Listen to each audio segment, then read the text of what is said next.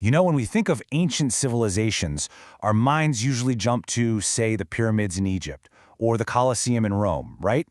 But what if I told you there was another civilization, one that's way, way older, but in some ways was actually more advanced than even our own recent past? We're about to explore a lost world that feels, well, almost futuristic.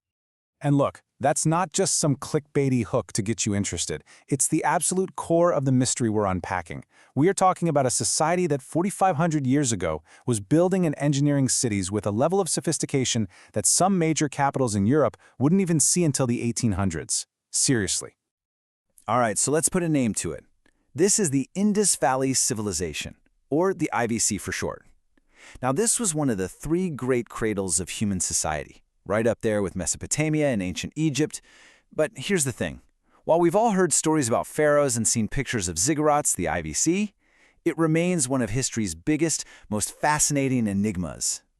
And just to give you a real sense of how incredibly ancient these people were, take a look at this timeline. The IVC was building its greatest cities more than 2,000 years before Socrates was teaching philosophy in Athens, and almost 3,000 years before the Roman Empire even hit its peak. They were ancient, but somehow they were just unbelievably ahead of their time. So how can we be so sure they were this advanced? Well, it all starts with the incredible, silent evidence they left behind for us to find. Their cities. And believe me, this is where the story gets really mind-bending. First off, we're not just talking about one or two little towns here and there. Nope. Archaeologists have uncovered over 1,000 distinct cities and settlements that belong to this civilization. It was this massive, sprawling network of urban hubs. And these weren't just chaotic collections of huts, not by a long shot. Their biggest cities, places like Mohenjo-Daro and Harappa, were total masterworks of planning.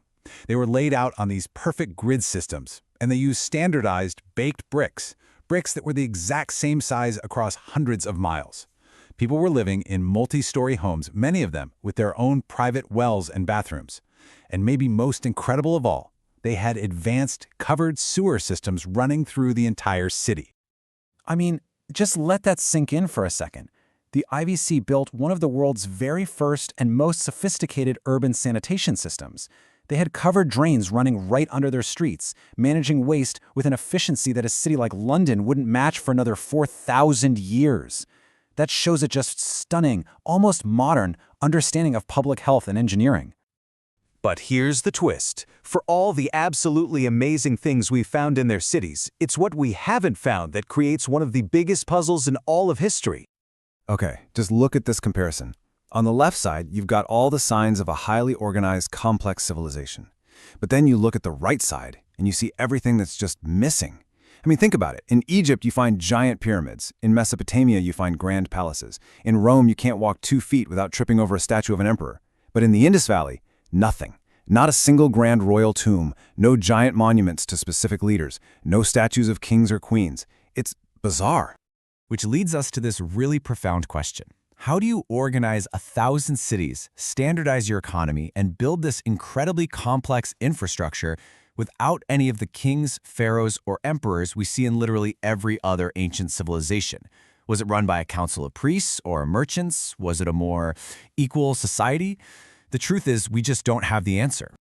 And that brings us right to the second great puzzle. See, the people of the IVC could write.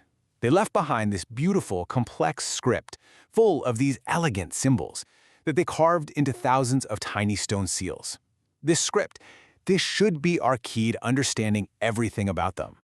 But there's a huge problem. Even though we have thousands and thousands of examples of their writing, nobody, not one single expert, has been able to translate a single word. Their stories, their history, their laws, their beliefs, we can see the words they wrote, but we can't read their minds. It's all just completely locked away from us. So you have this society that's so advanced, so organized, you'd think it would last for an eternity, but it didn't.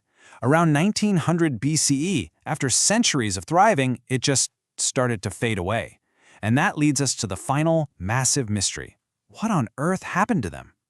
Now, usually when a great civilization falls, the usual suspects are war or a massive invasion, right? You find burned out cities, weapons, evidence of huge battles. But in this case, the evidence points to something else entirely. Something well, something that sounds a lot more familiar to us today. Yeah, the leading theory today isn't about war. It's about climate change. It seems there was a massive climate shift that weakened the seasonal monsoons. This caused the vital rivers, the lifeblood of their civilization, to either dry up or completely change course. And with their main water source gone, their agriculture just collapsed.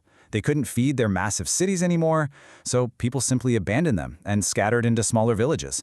The whole great civilization just dissolved. So what are we left with? A civilization that built futuristic cities, maybe lived without kings, and was possibly wiped out by climate change. Why does a story from 4,500 years ago matter so much to us right now? Well, ultimately, the IVC just completely shatters our traditional timeline of human progress. It is solid proof that thousands of years ago, people were already masters of urban planning, of complex trade, and maybe even a more fair, equitable form of government. They weren't primitive. They were pioneers. And yet, their voice is completely silent. They're undeciphered writing. It's like a message in a bottle that's washed up on our shore. It's a final testament from a lost world that we can literally hold in our hands, but we can't read a single word. And really, that's the thought I want to leave you with. What stories, what brilliant ideas, and maybe even what urgent warnings from our own distant past are we missing just because they're locked away in a language we can't understand? The Indus Valley civilization isn't just some historical curiosity. It's a profound, silent message from our own past, reminding us just how much we still have to learn.